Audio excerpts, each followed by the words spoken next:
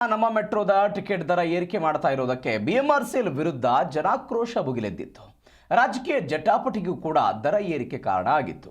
ಈ ಮಧ್ಯೆ ಸೋಮವಾರದಿಂದ ಜಾರಿಗೆ ಬರಬೇಕಿದ್ದ ನಮ್ಮ ಮೆಟ್ರೋ ಪ್ರಯಾಣ ದರ ಏರಿಕೆಗೆ ಸದ್ಯ ತಾತ್ಕಾಲಿಕ ಬ್ರೇಕ್ ಬಿದ್ದಿದೆ.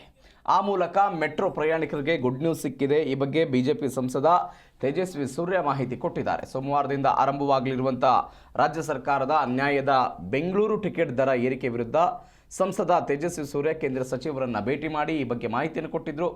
ತಕ್ಷಣ ಹಸ್ತಕ್ಷೇಪವನ್ನು ಕೋರಿ ಕೇಂದ್ರ ಗೃಹ ವ್ಯವಹಾರಗಳ ಸಚಿವ ಮನೋಹರ್ ಲಾಲ್ ಖಟ್ಟರ್ ಅವರೊಂದಿಗೆ ಫೋನ್ನಲ್ಲಿ ಅವರು ಮಾತನಾಡಿದ್ದಾರೆ. ಬರೋ ಮಂಡೆಯಿಂದ ಬಿಎಂಆರ್ಸಿಎಲ್ ಮತ್ತು ಸ್ಟೇಟ್ ಗವರ್ಮೆಂಟು ಮತ್ತೆ ಮೆಟ್ರೋ ಪ್ರೈಸನ್ನ 5% ಏರಿಸ್ತಾರೆ ಅನ್ನುವಂಥದ್ದು ನಿಮ್ಮೆಲ್ರಿಗೂ ಗೊತ್ತಿದೆ. ಇದಾಗಬಾರ್ದು ಅಂತ ಲಾಸ್ಟ್ 1 ವೀಕಿಂದ ನಾವು ಹೋರಾಟ ಮಾಡ್ತಾನೇ ಇದ್ದೀವಿ. ನಾನು 2 ದಿವಸದ ಹಿಂದೆ ಪಾರ್ಲಿಮೆಂಟ್ನಲ್ಲಿ union urban affairs minister Manohar Khattar ಅವರನ್ನು ಮೀಟ್ ಮಾಡಿ ಯಾವುದೇ ಕಾರಣಕ್ಕೂ ಮತ್ತೆ ಫೇರ್ ಹೈಕ್ ಆಗಬಾರ್ದು, ಇದನ್ನು ನೀವು ತಡೆಗಟ್ಟಬೇಕು ಅಂತ ನಾನು ಅವರಿಗೆ ರಿಕ್ವೆಸ್ಟ್ ಮಾಡಿದ್ದೆ. ಇವತ್ತು ಕೂಡ ಅವ್ರ ಹತ್ರ ಮತ್ತೆ ಮಾತನಾಡಿ ಮತ್ತಷ್ಟು ದಾಖಲೆಗಳನ್ನು ಕಳಿಸಿ, ಹಿಂದೆ ಫೇರ್ ಫಿಕ್ಸೇಷನ್ ಕಮಿಟಿ ಮಾಡಿದಾಗಲೇ ಸಾಕಷ್ಟು ಮಿಸ್ಟೇಕ್ಗಳಾಗಿದೆ, ಅದನ್ನು ನಾವು ಮತ್ತೆ ಅದನ್ನು ಪರಿಷ್ಕರಿಸಬೇಕು ಅಂತ ಹೇಳಿತು.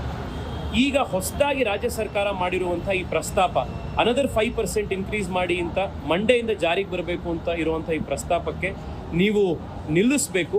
ನೀವೊಂದು ಪರಿಷ್ಕರಣೆ ಮಾಡೋವರೆಗೂ ಇದು ಜಾರಿಗೆ ಬರಬಾರ್ದು ಅಂತ ನಾನು ಅವರಿಗೆ ಮತ್ತೆ ಒತ್ತಾಯ ಮಾಡಿತ್ತು. ಇವತ್ತು ಮನೋಹರ್ ಖಟ್ಟರ್ ಅವರು ಒಂದು 10 ನಿಮಿಷದ ಹಿಂದೆ ಫೋನ್ ಮಾಡಿ ಮಂಡೇ ಫೇರ್ ಅಪ್ರೂವ್ ಆಗದಲೇ ಇರೋ ರೀತಿ, ಫೇರ್ ಇನ್ಕ್ರೀಸ್ ಆಗದಲೇ ಇರೋ ರೀತಿ ನಾನು ಇನ್ಸ್ಟ್ರಕ್ಷನ್ಸ್ ಕೊಟ್ಟಿದ್ದೀನಿ ಅಧಿಕಾರಿಗಳಿಗೆ.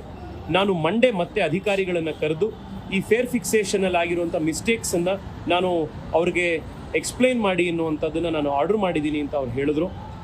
ಮಂಡೆಗೆ ಈ ಫೇರ್ ಫಿಕ್ಸೇಷನ್ ಏನು ರೇಟ್ ಇನ್ಕ್ರೀಸ್ ಇದೆ ಅದು ಮಂಡೆಯಿಂದ ಜಾರಿಗೆ ಈಗ ತಕ್ಷಣಕ್ಕೆ ಬರ್ತಾ ಇಲ್ಲ. ಬರೋ ಮಂಡೆಯಿಂದ ಬಿಎಂಆರ್ಸಿಎಲ್ ಮತ್ತು ಸ್ಟೇಟ್ ಗವರ್ಮೆಂಟು ಮತ್ತೆ